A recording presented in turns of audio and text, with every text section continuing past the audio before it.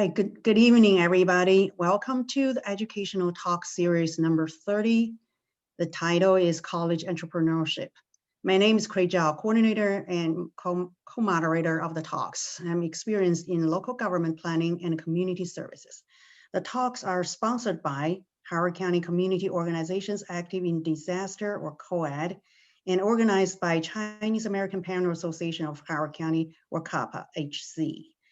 During the talk, please mute yourself and enter your questions in the chat box. Now I am turning the talk over to Sonia Su, the facilitator or the moderator of the talks. Thank you. Thank you so much, Quay. Good evening, everyone. My name is Sonia Su, and I am the founder of a nonprofit based here in Clarksville called Kids to Heart, and we give cancer care kits to patients and caregivers. Tonight, I'm really excited to co-host this talk with Quay and our guest speaker, David Lang. I'm really excited about this topic, especially because I was a participant in many of the programs of Georgetown Entrepreneurship. So it'll be great to get a glimpse of the program and what it is able to offer students and the broader community. So David Lang is the campus program manager for Georgetown Entrepreneurship. He is responsible for all student-facing programming, including pitch competitions, mentorship opportunities, internships, and more. He's also the author of an upcoming book on America's changing food system called A Farm on Every Corner, Reimagining America's Food System for the 21st Century. So prior to his time with Georgetown, David was the manager of the Glover Park Burlith Farmers Market for the 2019 season. In 2018, he worked on search and rescue and child care operations at the Kara Tep refugee camp on the Greek island of Lesbos. He also has worked in various capacities with Think Food Group, one of DC area's preeminent restaurant groups. So David is a graduate of the George Washington University with a BA in International Development and is a current Master of MBA candidate at Georgetown. So everyone, please welcome David. Thank you so much, Sonia. Thank you, Quay, and thank you so much for having me. And to everyone else, good evening, Wan Chang Hao. I'm so happy to be here, and thank you so much for tuning in. I know, it's Friday night. I'm sure there are a million things we'd rather be doing out dancing at the clubs, but it's COVID, so you're here with us, which is great. And I am happy to talk a little bit about entrepreneurship at Georgetown and how we do things. So, Sonia already gave a little spiel about me. I've worn various hats over the years, but my most recent and one of my greatest loved ones is right here at Georgetown, being our program manager for Georgetown Entrepreneurship. So you didn't know I put her on the slide. So one of the things that I think a lot of parents grapple with is why entrepreneurship, right? A lot of parents might find it a bit scary, right? A lot of parents might want their children to go down more defined career paths, things that are like finance or consulting, things like that. And there's nothing wrong with those. However, here in our department, Andrew Yang's book, Smart People Should Build Things. This is required reading for all Georgetown Entrepreneurship staff. And he's wonderful. And in this book, he basically talks about the fact that so many of our best and brightest people in this country, instead of building things, starting businesses, creating value in the economy, they go through these very narrow structured paths. And they might make a lot of money, but they're not contributing in the best possible way to their society, to their communities, and to themselves, getting back to themselves in a emotional well-being sense, mental well-being, spiritual well-being. And his rebuttal is that some of our most gifted students and young people in this country should be building things, should get out there, should try entrepreneurship, and they'll be glad that they did. At Georgetown, we have a very strong focus on doing well by doing good. We believe that entrepreneurship is one of the most powerful forces for positive change in the whole world. And we see it every day in the wonderful entrepreneurs that come through our program, wonderful entrepreneurs like your very own Sonia Su, who is making a positive change in her community every day through the power of entrepreneurship. Now, we also recognize that starting a business can feel scary, can be daunting. Of course, you're going into the great unknown in many ways, but it doesn't have to be that scary because you can have a wonderful support network of peers, of staff, of faculty who are there to help you every step of the way.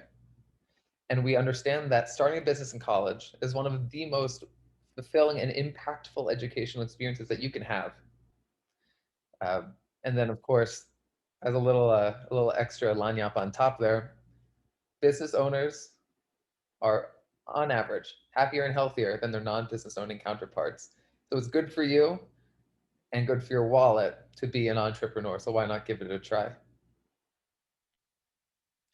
Now, we have a wide variety of programming at Georgetown Entrepreneurship. And I'm going to go through some of it right now. Obviously, the names will be different at different schools, but similar type programs exist at most schools that have an entrepreneurship initiative or department. So one of the things that we have going on that we're very proud of is next week is our biannual rocket pitch competition. This is our 2-minute pitch competition, elevator style pitches, as we call them, rapid fire 2-minute pitches. So they're always very popular. We always have like hundreds of people in person when we do it. Of course, we have our event over Zoom, we'll see, but we still have, I think, nearly 40 kids pitching on Wednesday, which will be great. And they're pitching their business ideas. And this is sort of the entry level competition. And this is, for those of you who don't know, pitch competitions are a great way for students to get out in front of judges and their peers and their colleagues in school, pitch their ideas without fear of judgment, as long as they've done their work and their research, and see if they can win a little money to get that project off the ground. So Rocket Pitch is our entry level competition for early stage ideas, for people who just want to get out there and see what they can do, pitch this idea, because while it's fun in college, pitch, win a little money, eventually they'll be pitching for real in front of investors. This is a great practice. Coming up in March and April, we have our Georgetown Entrepreneurship Challenge. This is a much bigger pitch competition. We have like 100 teams pitching from all the different schools at Georgetown. There's tens of thousands of dollars up for grabs, and it is a lot of fun every year. And we have our big finale event in April. It's our biggest pitch competition in terms of people who participate. And this is sort of the next in line after Rocket Pitch for sort of mid-stage ideas. And then last but not least, Sonia's favorite, she was in it, we have Bark Tank. Bark Tank is our largest in terms of cash prize, over $100,000. This year was over $150,000, which was unexpected and wonderful.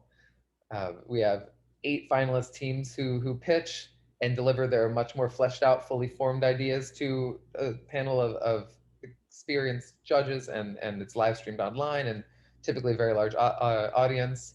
And this is a really fabulous time. It's every November. So those are our 3 big pitch competitions, and you can see we've sort of structured them, and this is, again, applicable to a lot of other schools, that there is sort of a ramping up of the pitch competitions, a series of them, so that you can track your idea from this, when it's just a kernel of an idea to when it's a much more fully fleshed out business. Maybe it's already turning a profit, offering, has a minimum viable product, something like that. And in that way, we are able to support entrepreneurs with additional funding and with networking opportunities and mentorship opportunities every step of the way. One of the most impactful, in my opinion, impactful things that we do is offer mentorship. We have our entrepreneurs in residence, and they are an incredible team of entrepreneurs from every field you can think of. They've been there, done that. They're fabulous, and they are here to help all of our students with anything that they need with regards to their startup idea, just they're having an idea, or they're having business problems, or they're trying to take their business to the next level, or whatever it is. We have the support and the expertise and the know-how to help them get there. And I think this is so important because entrepreneurship is a journey that can be, there isn't a clear-cut path. And so to follow in the footsteps of so many wonderful people that we have on our team makes it that much easier. People who have been through the exact same problems that you've had and are there to help you. And we have here our Chalk Talks, which sort of our weekly mentorship hours, every Tuesday at 5. But you can also book our Entrepreneurs in Residence as a Georgetown student. That is, you can book our Entrepreneurs in Residence for private mentorship. So this is also something that other schools have. Similarly, they'll have an Entrepreneurs in Residence program. Might be a different name, but again, sort of most schools with a bona fide entrepreneurship department will have something similar. This is a very exciting program. This is our Georgetown Startup Interns. So a lot of students might be interested in entrepreneurship, but they either might not be ready to start a business, or they're not keen on starting a business itself, but they are interested in the startup world. And that's where Georgetown Startup Interns comes in. We noticed that a lot of students were either going through the consulting recruitment or the finance recruitment because, well, everybody else is doing it, so I guess I should do it too. They might not be jazzed about it, um, but they just know that everyone else is doing it, so they should do it too.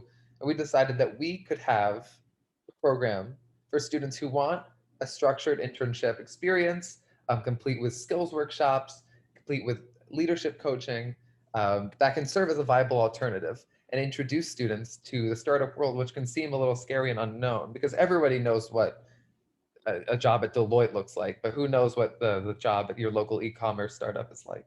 And that's where Georgetown Startup Interns comes in. So it's a wonderful program. We have over 30 students enrolled in this inaugural cohort this semester, and we actually just opened it up today to those students. So it's a really exciting program, and they're going to be doing this for the next 3 months.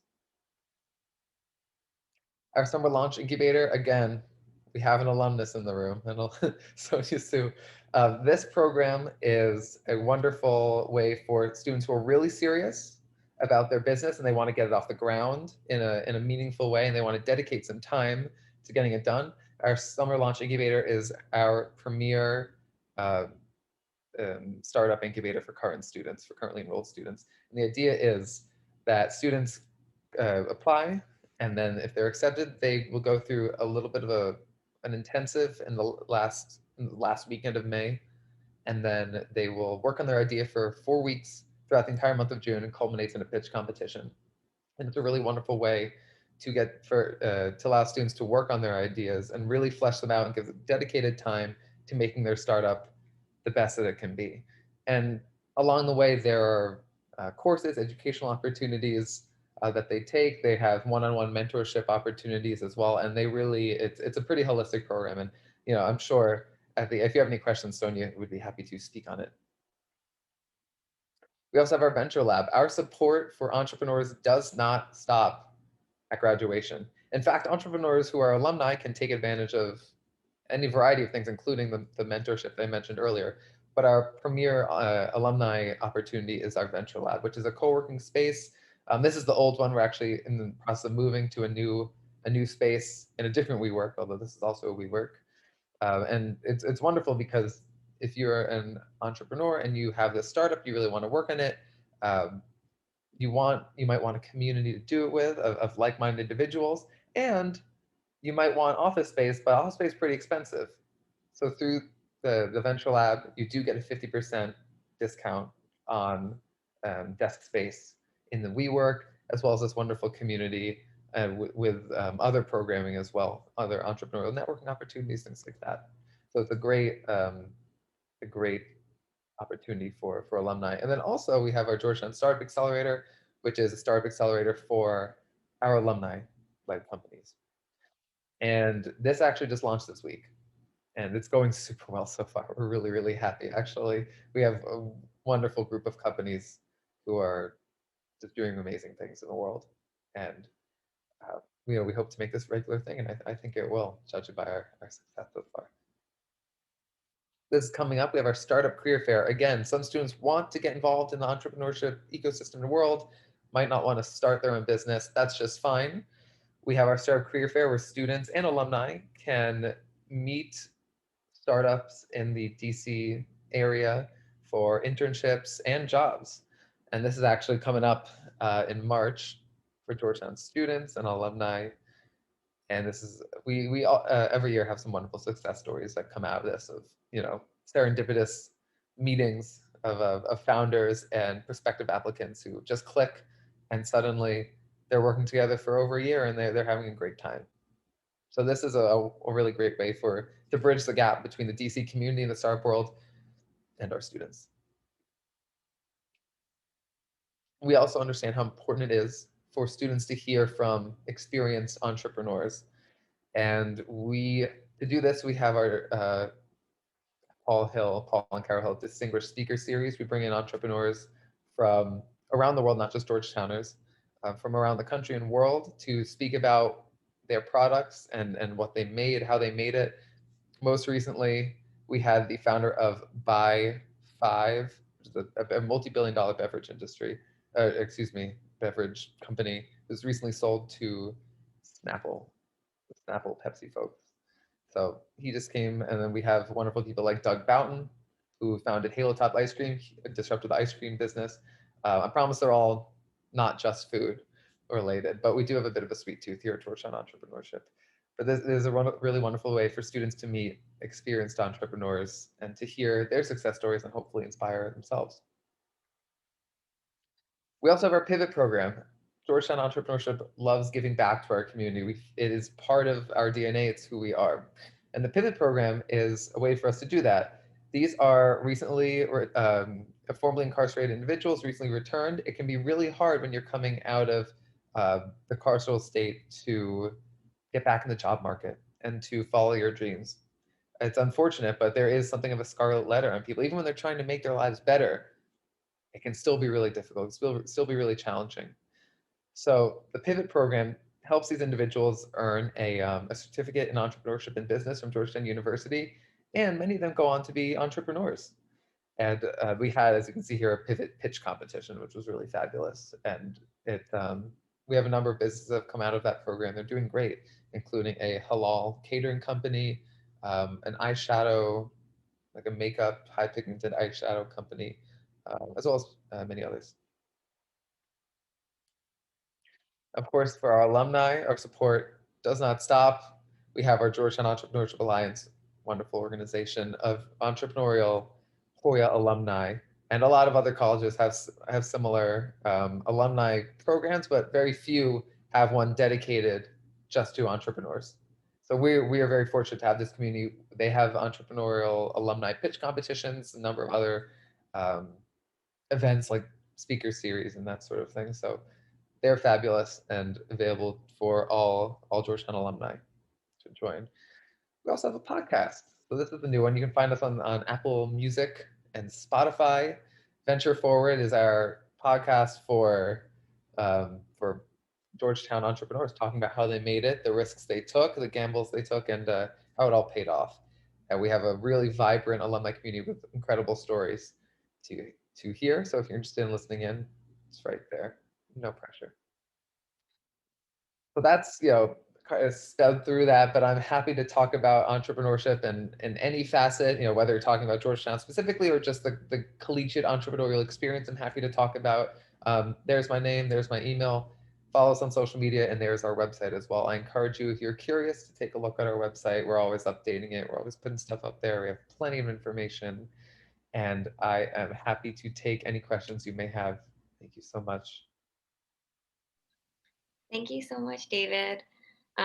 Just like listening to all of that, like it's going back down memory lane almost. And it's crazy that like this all happened last year because obviously it was right when COVID hit. And so I inadvertently, followed that path of, what you described in terms of, how Rocket Pitch is first and it prepares you for the Georgetown Entrepreneurship Challenge. And then, maybe you can go on to Bark Tank with SummerLaunch Incubator in between.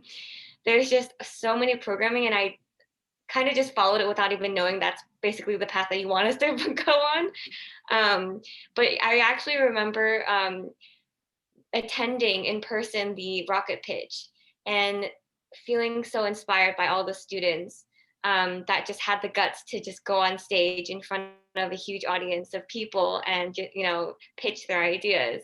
And I think that was really what like sparked my interest, because I feel like, I've always been interested in startups. I remember like as an undergrad, I studied journalism, and I really loved like covering startups and entrepreneurship, especially just because the stories that, entrepreneurs tend to have and their passions and reasons for, doing what they do is just something that I really like to share. And so just being able to just sit in on something like that reminded me about like, oh, how amazing student entrepreneurs can be, and really it can be anyone. And so, yeah, and then I think I decided I was taking Professor Dave Mucko's class, and then you presented there, and then I was like, okay, I really want to participate in the next pitch competition, which was that Georgetown Entrepreneurship Challenge.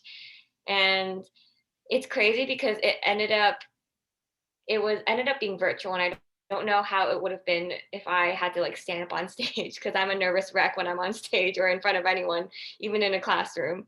And yeah, the subsequent experiences, it was of course also virtual. So yeah, I mean, I'm curious to know, like, obviously you've experienced all these programs in person. I'm curious how the transition to virtual ended up being, and what was the perspective from behind the scenes on COVID's impact. Sure. May I first say that you bring up an excellent point, that you never thought you would be an entrepreneur. You're a journalism major. Um, you're in the you're not in the School of Business, and I think that's that's really salient because entrepreneurs don't have to be, and many times are not, business majors. It can be anybody. Anybody who can have a bright idea, and anybody can make that dream a reality. The transition to COVID's been crazy, not gonna lie, but we did adapt quickly. The pivot was quick and it was effective. You can still do pitch competitions through Zoom. It's not as exciting, but it's still done, and the money's still flowing, the prize money. Everything we can do, we are able to do at a distance, luckily. But it's you're right that like electric, inspiring feeling is not quite the same, and I'm excited to get back to campus one day and to be able to experience that again. Yeah. I mean, I think from my perspective, I'm really impressed by how smoothly, at least for us, it all went.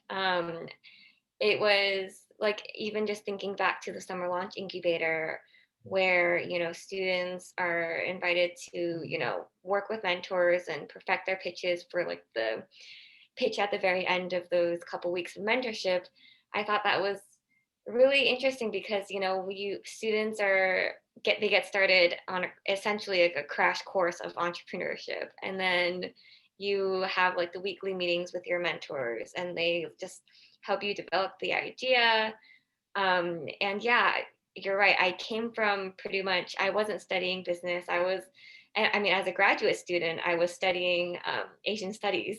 So it's something that I just kind of was thrown into. But I think, going through those programs really helped me develop and motivated me, and like essentially validated my idea. And I think that's something that's invaluable, and I would totally do it again if I could, especially if I could do it in person, because it's a totally different animal of having to like memorize and prepare. Because I feel like many people might be able to relate, but if anyone has presentations virtually, it's very easy to just have notes there and you kind of can't really tell. But like, and then also, we had to record everything in advance rather than pitch live. So that was also like, oh, we can, repeat it as many times as we want, but I'm sure I would have like had to practice so many more times if it were in person. So yeah, I just wanted to share those few thoughts. Yeah, absolutely. It's definitely a different experience, virtually, certainly. But also maybe on the plus side, that for people who who suffer from nerves and stage fright, that it actually might be a good thing for those folks. Now is their time to shine, perhaps.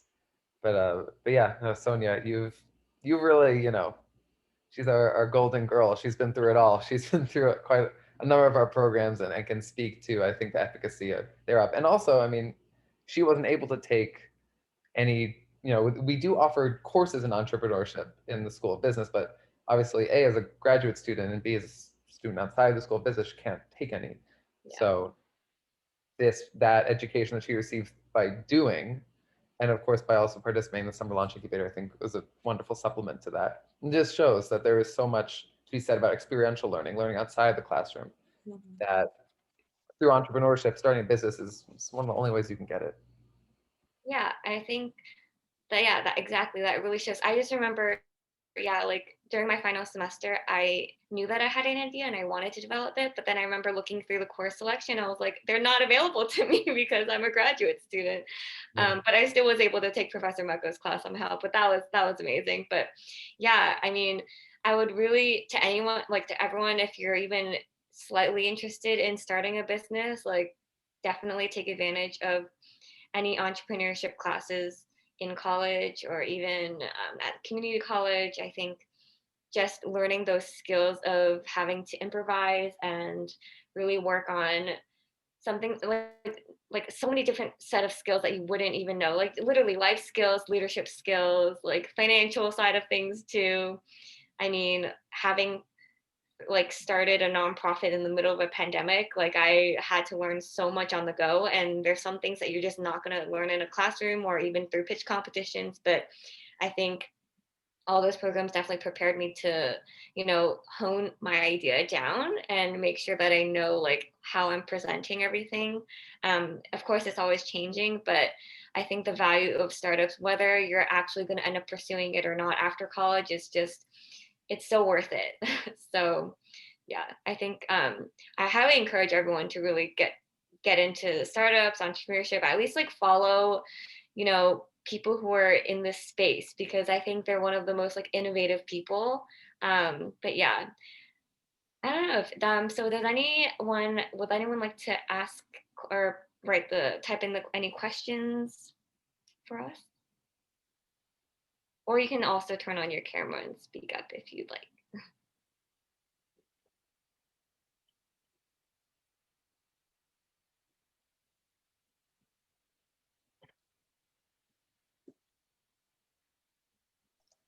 Yeah, because we don't have a lot of people in the audience, so feel free to speak.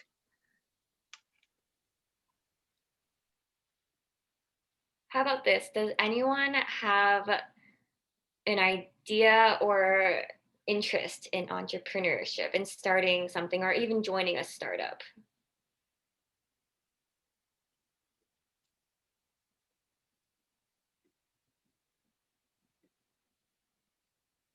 Anyone? Okay, we got Lily.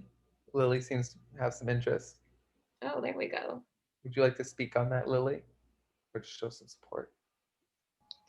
Oh, I haven't really thought about it too much, but I've always just kind of been into business. Mm-hmm. Absolutely. And are you in college right now? Are you in high school? I'm in high school right now. Yeah, so I mean, and here's the funny thing. So many people that I know who are entrepreneurs, wildly successful entrepreneurs, never thought about it in high school, hardly even thought about it in college, people like Sonia. But there are some people who have been thinking about it for a long time, have always been interested in it. They just go for it when they hit the ground running in college. And the thing is, I mean, good ideas are everywhere, but there are only so many people who can take those ideas and bring them to fruition. If you have an entrepreneurial mind, which Lily, I think you might, you're going to have 1.5 million ideas. They're going to come to you all the time. The key is, which ideas are really worth it. You do your due diligence, you do your research, and you choose which one really lights your passion and which one's really viable. And that's your first step. Okay, thank you so much. I'll definitely keep that in mind. Absolutely. So Thank you. yeah, thank you, Lily. I just got a question from Lawrence. So he asks, would you mind going through the processes for both a startup and a nonprofit and draw some distinctions between the two? I don't know, David, if you wanted to speak about this or. Yeah, I mean, it's funny because the distinctions are not great. The main difference is nonprofit is non-existing as a money-bearing, it doesn't exist to make a profit. A business does. Organizationally, they are not dissimilar, and a lot of the same concepts apply to both. They're just different missions. Whereas a business my mission as a business is to sell you a bicycle. Nonprofit is my mission is to supply cancer care kits like Sonia's. So a lot of the same principles do apply to both. The difference is just, are you existing to create profit and that's your whole motive, or are you existing to provide a service? Either way, you still have to have revenue coming in. Yeah. Are you having that revenue through selling products? You're doing it through soliciting donations, and there are different strategies there, certainly. but by and large, organizationally, not dissimilar. And I think a lot of the skills are transferable. Yeah, I would definitely agree. I mean, essentially both are businesses. You do have to have revenue to be sustainable and, continue doing what you do. Unless, of course, you're an all volunteer nonprofit organization, which is pretty hard to do, but it exists. But, in essence, it's about, nowadays a lot of businesses are more socially minded. So, they do say that they care more about something called like ESG. What is environment? And wait, what is it? Environment, social governance. I don't know. I don't remember what what. Bottom line, is that where Yeah. you're Oh yeah, exactly. The triple bottom line. So, full profit planet? right, exactly. So, um, but at the same time, nonprofits obviously they have a mission and a vision. They're for me, I guess the reason why I knew that I wanted to, of course, I could have made this a for-profit company and sold these kits, but ultimately it came down to my desire to really make this accessible to as many people as possible. And especially when it comes to cancer care, patients already have to have so many hospital bills and financial struggles that they have to go through. And so it almost just made more sense to me to at least start as a nonprofit. And of course, eventually we can always um, switch to a hybrid model where, we have a nonprofit side, but also a for-profit side that funds the nonprofit. So that's something that is all that you could also look into if you ever think about starting a business where you do want to help, people who aren't able to afford it or people who are in need. But also have that for-profit side. So a lot of companies do have this model, including Georgetown companies, and I think that it's a really great idea and something that I do want to look into in the future. But yeah, essentially they're both businesses at the end of the day, and you do have to think about different revenue streams instead of just like selling one particular product or selling this service. Like for nonprofits, for me, for example, like ultimately I can't just keep giving away these cancer care kits for free. Like I have to, for example, apply for funding from the government, from grants from foundations, obviously donations from the general public, but also figure out different revenue streams like earned revenue, which is like selling merchandise, selling consultations or things like that. So it's definitely a different animal with nonprofits, but ultimately you still have to think about how to sustain yourself, how to pay your employees, all of that. So yeah, hope that clarifies things. Absolutely. And of course, there are, and I think you sort of touched on this, public benefit corporations, right, that do include social missions in their charters. So you can have both, right? Doing well by doing good, have your profit, but then also have a mission, and that's a great happy medium. Absolutely. Yeah.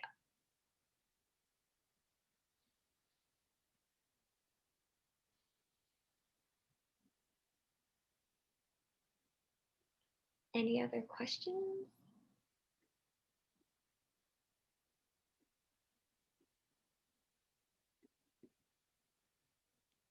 So actually, I had one that I wanted to ask about, the success rate of most startups. Mhm. Can you just speak to a little more about, you know, um, how often we can see startups succeed and fail? Because it seems like there's more and more popping up every day. And just, yeah, what should people expect when they get into entrepreneurship? Yeah, well, so I'm going to tell you the bad news and then the good news, right?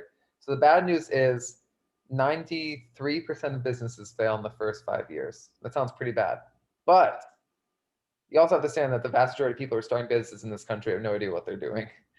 The thing is, a lot of people who go through college entrepreneurship programs, they have the support that they need. They've done their research. They know what they're doing. They have mentorship. They have guidance. Their ideas are pretty ironclad by the time they get out, and you can see plenty of success stories.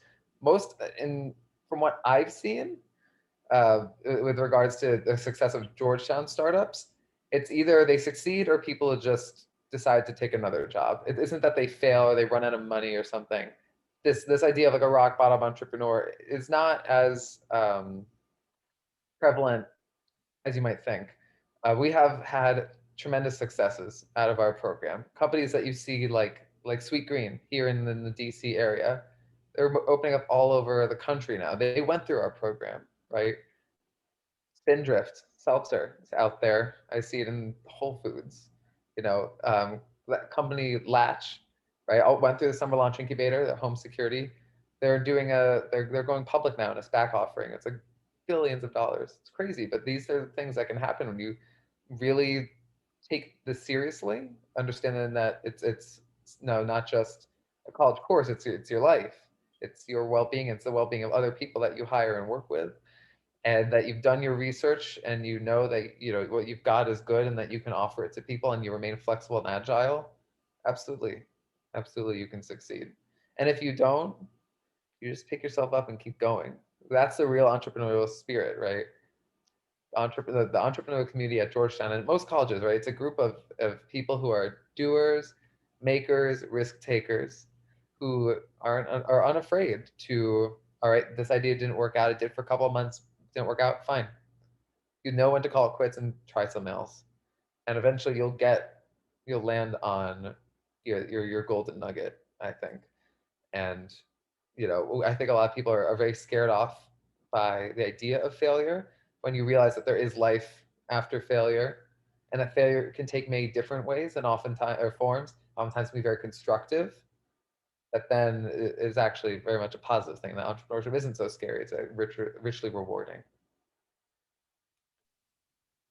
Right. So given the risks and given, that rate of potential failure, I mean, w- what's the, I mean, it seems that many people instead, I mean, go to the traditional route, like they decide to, work in finance, work in whatever job may seem stable, and then maybe branch off into startups or have it be a passion project before turning into full time. So do you see a trend now more where, that people aren't really necessarily going down that route and maybe trying their own thing, especially given, how being, a startup founder is seen as more like cool nowadays, especially with all the shows like Silicon Valley, Shark Tank, all that. So what is your thoughts on that? Yeah, well, I will say that I think in the past 20 years, entrepreneurship has become a lot more accessible. You don't need a tremendous amount of capital, investors, and stuff to make an app and just see where it goes. The dot-com revolution, the information age, where all the knowledge in the world is at your fingertips and you can do anything, has completely changed the game when it comes to entrepreneurship. It's really decentralized the process, democratized it even. And that's been really exciting. But I think you also touched upon something very important, and that is the idea that people might go through college, they might get their job in finance or wherever, and eventually they sort of realize, I'm not happy here. I'm not loving this. This isn't really what I like. And that they then take the skills that they've learned to go off and branch off and start a business. A great example is, of course, Andrew Yang, whom I talked about earlier. Um, Andrew Yang he did this consulting thing. He did consulting and he realized he hated it. He was making a ton of money, but he couldn't buy happiness. He wasn't having fun. He didn't enjoy his job. And he just felt himself slipping down a road that he knew he would just do this for the rest of his life, and he was not having it. Quit that job. He founded Manhattan Test Prep. A number of years later, sold that company for 7 figures, maybe more, um, to Kaplan Test Prep. And now, now look at him, right? Started Venture for America, ran for president, running for mayor of New York.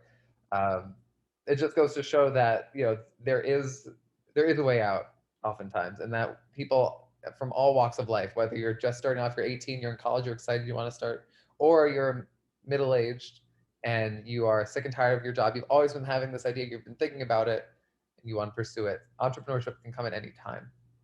And I think one of the nice things about a college entrepreneurship program is that you can learn those skills, keep them in your back pocket, maybe 5-10 years down the road, decide to take them out and start your business. Right. So we actually have a couple more questions that came in. So there are so many startups nowadays. What would be strategies for maintaining their businesses? There must be so much competition among startups, particularly AI related. Absolutely. So the scale of our certainly national but global economy is vast, and in every possible niche you can think of, there's somebody doing something. Everybody is, there's businesses galore, and you're right that it's hard to maintain a consistent business. Businesses are forced to constantly be innovating and disrupting, and that is a beautiful thing. I mean, that's one of the reasons that people enjoy or extol the benefits of a free market, that people are free to come into the market and try and innovate and create the next best thing. um, we have businesses from all industries, come through our program, and all of those industries are experiencing disruption. It's impossible not to, right? And especially right now, sure, AI, that whole revolution is tremendous. I mean, we're going to see tremendous upheaval in the next decade, 2 decades, 3 decades down the road. And I think one of the things that makes an entrepreneurial education so powerful is that you learn those skills. Unlike other people who might be studying anything else, even other facets of business, still might not learn the agile skills and the flexibility to respond to changing trends, to keep your finger on the pulse of what's next. And how can your business evolve? How can what you're doing evolve and keep up with the times? And that I think is the power of a college entrepreneurship program. And I see we have a question about WeWork. WeWork's first. Yes. So because of COVID, we were where startups share spaces where their businesses are closed. How would this economic adversity impact people's interest in establishing startups? Yeah, so it's no secret right now we are in a recession, and these are not easy times. But funnily enough, oftentimes it is economic downturns that are the best time to start a business. In the 2 years after the recession is said to have hit rock bottom, is actually the best time to start a business. And this is because your business can then grow with the economy. When you're starting a business at the height of a bear market, or a really heated economy, there's not a lot of excess aggregate demand. So actually right now is a great time. And I think that is reflected in the fact that we have received more applications for our rocket pitch event next week than any other rocket pitch that we've had at least in my time being here. So I think people are really excited. People are at home, they're cooped up, they're thinking, and I think people are really excited for COVID to be over, to get out there and make their ideas reality. So actually, I think it might be in a weird way, might be a good thing for a lot of people. It also gives people a lot of free time to sit around, and you're not going out to the club, you're not going out to eat, you're staying at home, you're working on your business. Or Yeah. no point. I mean, I would totally agree. It's weird to say this, like very weird to say that COVID, I mean, COVID has presented so many problems. And in that way, there's also so many opportunities that people really can see there in terms of just like serving, even the patients in hospitals, for example, like the fact that there were visitor restrictions and cancer patients literally had to spend days at the hospital by themselves. That's something that I could never have imagined doing myself. So that was an opportunity for me really to bring these kids to them and offer some of that comfort. And so, yeah, I mean, especially when there's something unexpected that happens, I feel like you just realize the problems and issues that come with it, and you're in a way, many people are motivated from that, and they feel like they need to act. So but at the same time, of course, it can be really hard, obviously, working in the middle of a pandemic. So this connects to a question that just came in on any potential suggestions and tips on how to deal with, how mentally tough this can all be, on people.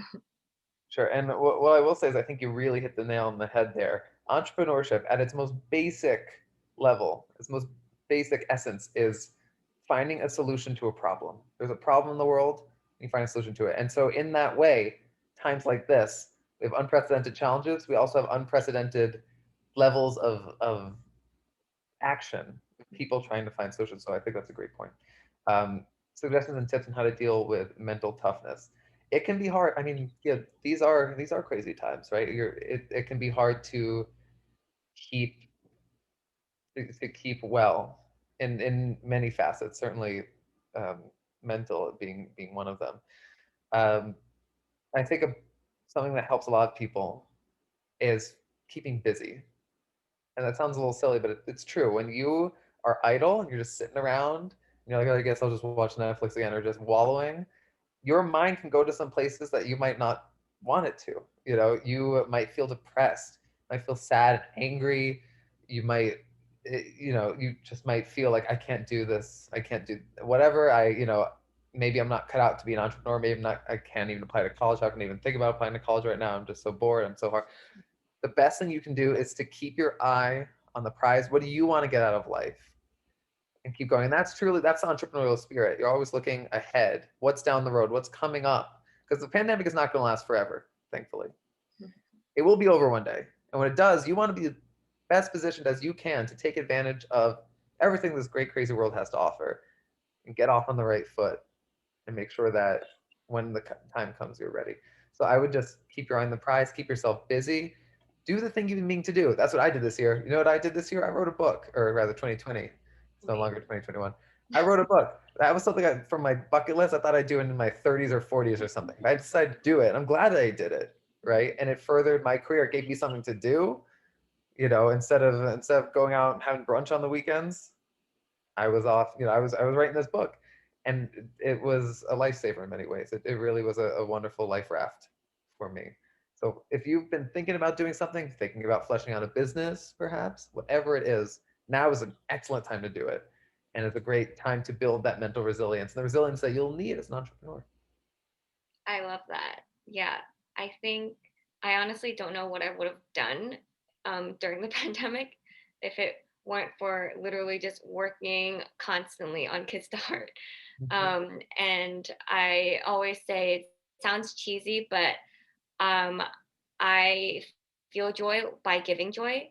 And so just the very act of giving kindness and knowing that I am potentially helping others during very difficult times just makes me feel better and makes me just want to it distracts me in a good way, in like the best possible way. And so I mean it of course, there are times when, I almost want to be like, okay, I feel like I need a break.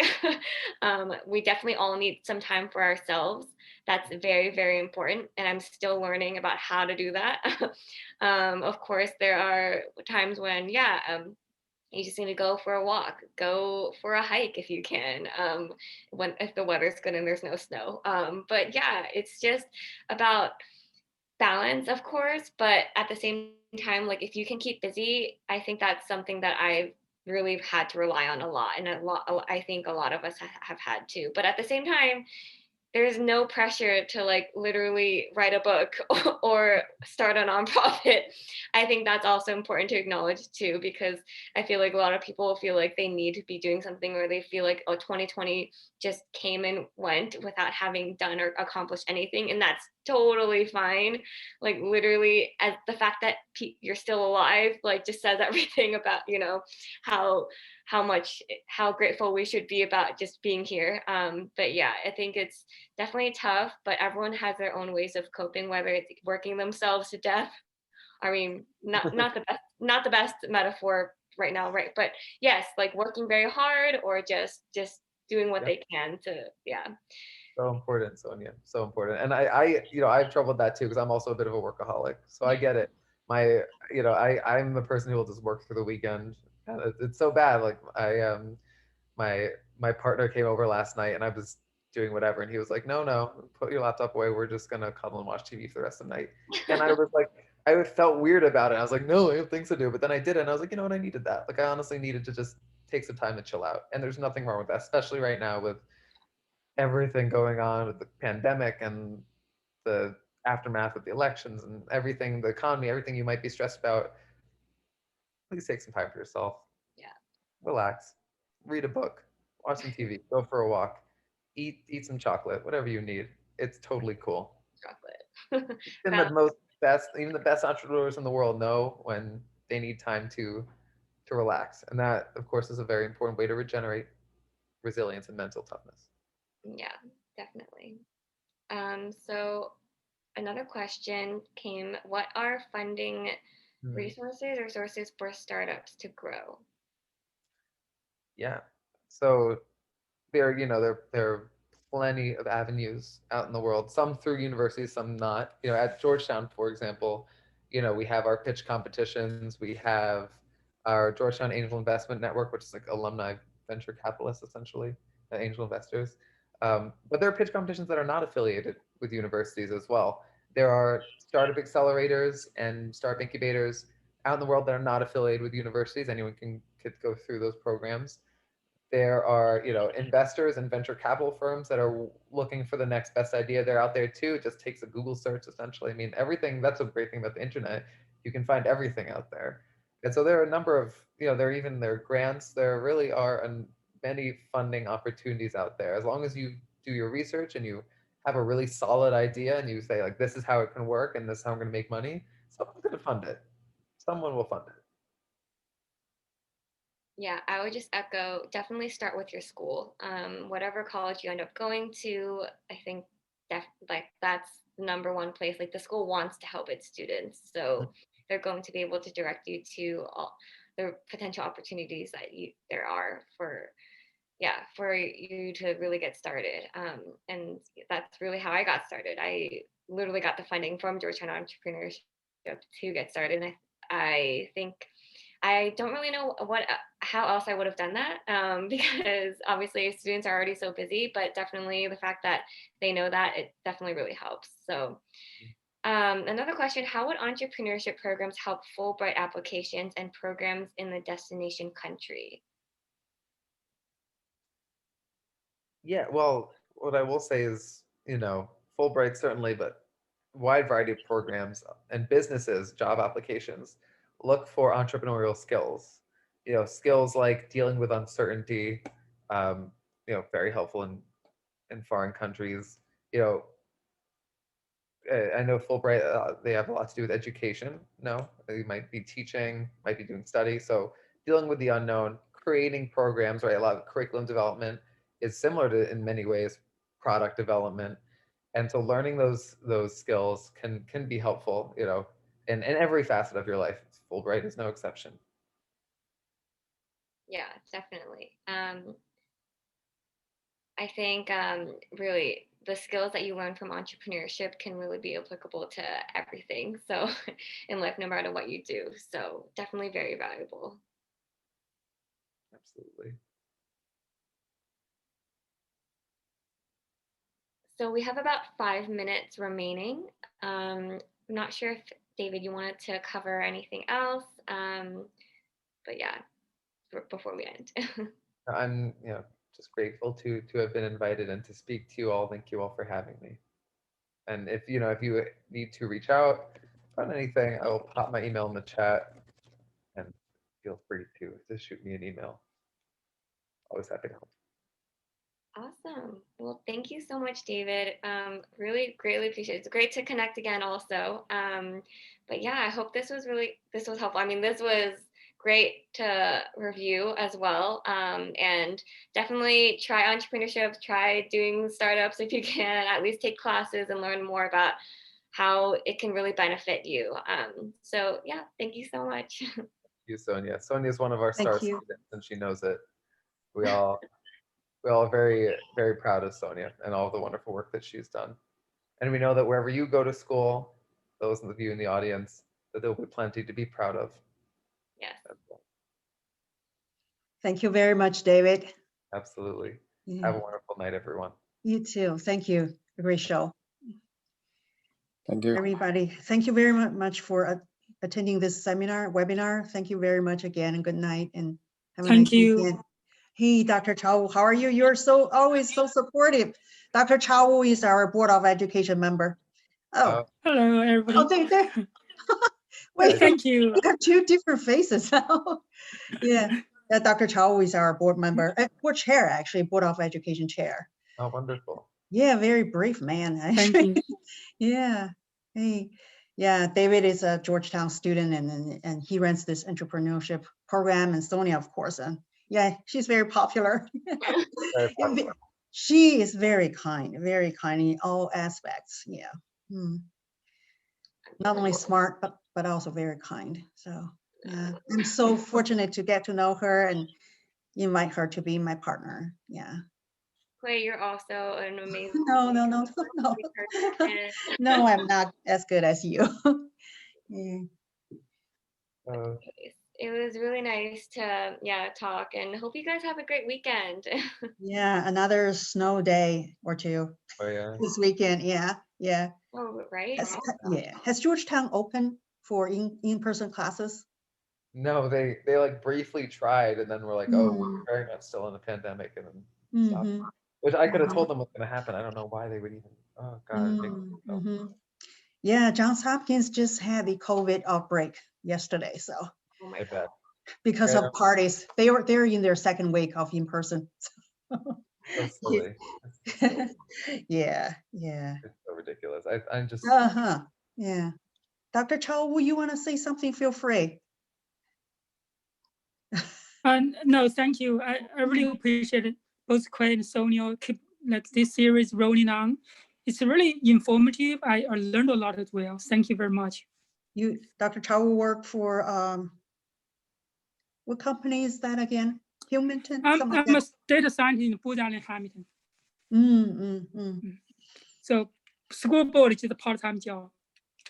Oh yeah, he is very brave. It takes a lot of courage, and also he is able to. The negative comments never bother him. And No, it bothers me. I need to learn from you on that. You're just one of my role models. No, it bothers me. Sonia's another one. Sometimes I have just overcome that. Yeah, just like Jing mentioned, mental toughness. Yeah, he's very tough, but he's very nice too. He's very supportive. Yeah. And Jing, would you like to say anything, Jing Lee? And she's the one who has a mental toughness question. David, I just want to say thank you so much for this wonderful seminar. I think both adults as well as kids will be very benefit from this seminar. Yeah, from my side to whatever you mentioned, take action. That's a wonderful suggestions. Yeah, really appreciate. Thank you. Jing, actually, Miss Jing Lee is the person whom I mentioned to it before the webinar. She's the president of Howard County Chinese School, PTA president of Howard County Chinese School, and she always has very positive outlook. Whenever I felt down and I felt kind of not so myself, I talked to her. She always lifted my spirit. So anybody else? Lawrence, a human. A human. Lily Ping, human. Emily Doan. Greg, would you like to say anything to David, Sonia, or Chow, or anybody? Or still, or here? Appreciate it, man. Thank you. Thank you very much. It was a pleasure. Nice to meet you. All right, folks. Okay, bye-bye. Good night. Good night. Thank you very much, David. Thank you, Sonia. And Dr. night, Chow everyone. and Jing for your support. Bye-bye. Thank Bye, you. David. Yeah.